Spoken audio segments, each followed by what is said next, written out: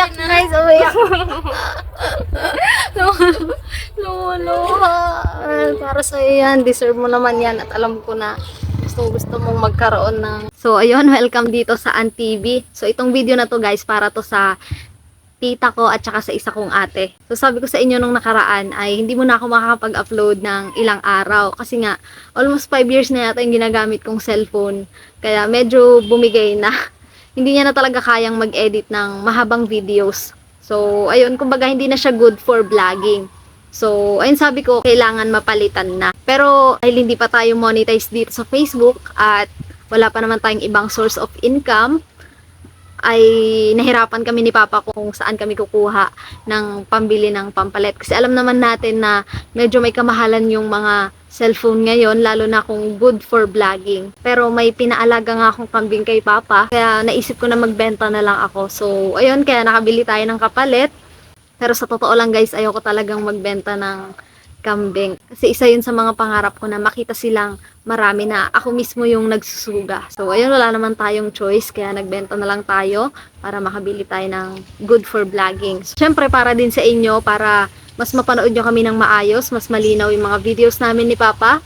Kaya ayun guys, ang ginawa natin ng paraan. So ayun, punta tayo sa exciting part. So bali dalawa kasi guys yung ginagamit kong cellphone na luma. So ayun, naisip ko na regalo na lang yun sa tita ko tsaka sa isa kong ate. Kasi alam ko na deserve din naman nila ito. At ang pagkakatanda ko si tita ay narinig ko na gusto niya rin daw magkaroon ng cellphone na touchscreen. Para nga daw mapanood niya yung mga vlogs namin. At yung ate ko naman ay alam ko na deserve niya rin to kasi alam ko naman na ginagawa niya lahat para sa pamilya niya.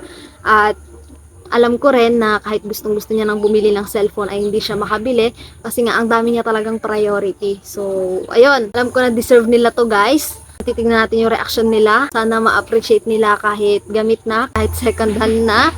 Pero guys, goods pa naman ito. Hindi lang talaga siya pwede pang edit. Hindi lang good for vlogging talaga. Kaya, ayun. Bumili tayo ng kapalit. At ito ay papamigay na lang natin. Baka isipin nyo, hindi na siya pwede. Ayan, pwede pa yan. So, ito yung bigay natin guys. So, sana magustuhan nila. Sana maging masaya sila dito. Gusto ko lang sabihin sa pamilya ko, sa mga kapatid, sa pamangkin, walang magsiselos. Kasi pag nag-grow na lang si tita, ano yun, babawi si tita.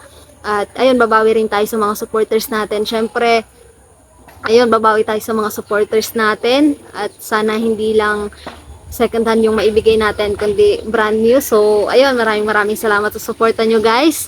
At ayun, na-appreciate ko kayo. So ayun, at ano pang hinihintay natin, ibigay na natin to at tignan natin kung ano yung magiging reaction nila. Merong bumibili guys, hintayin natin umalis.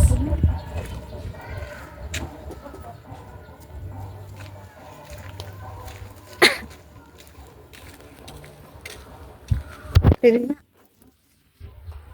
May kasalanan ka. Halika dito.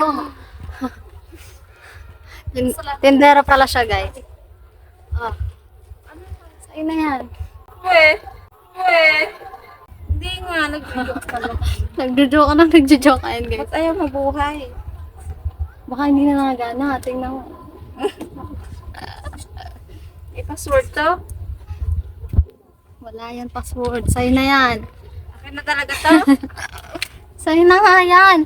Hindi Oh, nga. hindi ako paniwala. Thank you Thank you guys. Wala akong cellphone. Kala ko iiyak. Iiyak na lang ako. Oh, sa'yo na yan.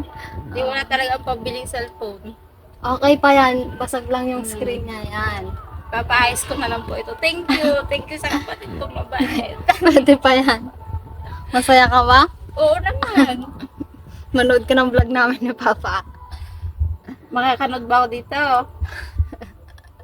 Thank you po. Ay, iyak ako. Hindi ko alam kailan ako magkaka-cellphone kasi ang dami kong utang.